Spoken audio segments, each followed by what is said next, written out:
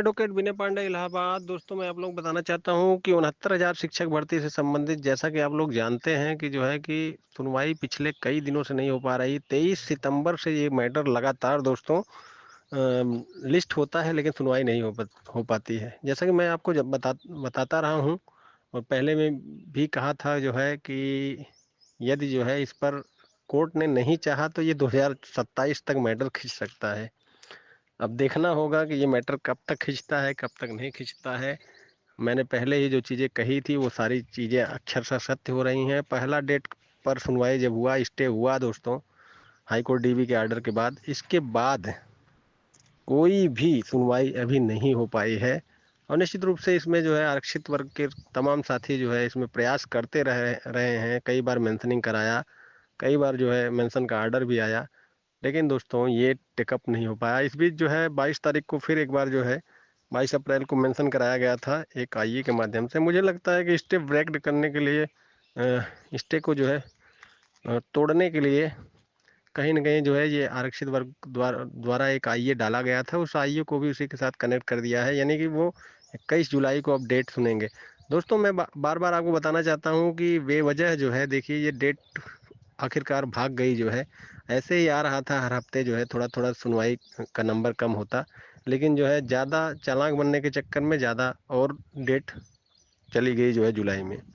तो दोस्तों निश्चित रूप से मैं आपको बताना चाहता हूँ कि अब जुलाई में भी देखना होगा कि कितने नंबर पर आता है, कब आता है, क्या नहीं आता है। उस परिस्थितियाँ देख के होगी कि सुनवाई होगी कि नहीं, या फिर ऐसे ही नंबर जो है आता रहेगा, लिस्ट होता रहेगा लेकिन सुनवाई नहीं हो पाएगी। देखिए जिस दिन भी सुनवाई होगी जस्टिस दत्ता की बेंच में, उस दिन या उसके एक आध दिन और फाइनल हो सकता है। अभी कोई भी टाइम फिक्स नहीं हुआ है। तमाम सोशल साइट पे ये हो रहा है कि 21 जुलाई को टाइम फिक्स कर दिया गया है, लेकिन दोस्तों आर्डर देखने के बाद ये स्पष्ट हो रहा है कि उसको खाली आईए को, हमें लगता है कि स्टे को तोड़ने के लिए इन्होंने आईए डाला होगा कि स्टे तोड़ने के लिए इसको जल्दी से जल्दी लगाया जाए जो है। तो उन्होंने इसको कनेक्ट कर दिया होगा कि उसी दिन हम सुनेंगे कि आपको क्यों स्टे तोड़वाना है, क्यों नहीं। तो ये सारी चीज़ें दोस्तों फिलहाल तो जैसी सूचना रहेगी मैं आपको बताता रहूँगा। स्टे तोड़वा के ये लोग सोचते हैं कि भर्ती होती रहे जो भी डीबी के आर्डर के अनुसार, बाद में अंतरिम आदेश आदेश पे हो जाए, बाद में जो है फाइनल जजमेंट जब हो तो हो। तो दोस्तों ये सारी चीज़ें प्रयास किया जा रहा है आरक्षित वर्ग द्वारा। निश्चित रूप से मुझे ये स्वीकार करना होगा जो है कि आरक्षित वर्ग के लोग जो है अपना जो भी कर सकते हैं वो हाथ पांव मार रहे हैं, लेकिन फिर भी जो है सफलता नहीं मिल रही है। लेकिन दोस्तों इस अब की बार जुलाई में मैटर चला गया है। अब ये देखना होगा कि जुलाई में कैसी स्थिति रहती है। जस्टिस दत्ता ही रहेंगे, जस्टिस दत्ता ही सुनेंगे। अब जस्टिस दत्ता जो है 69,000 शिक्षक भर्ती में दोस्तों जस्टिस दत्ता ही सुनवाई करेंगे और जुलाई में देखना होगा कि इस पे क्या होता है।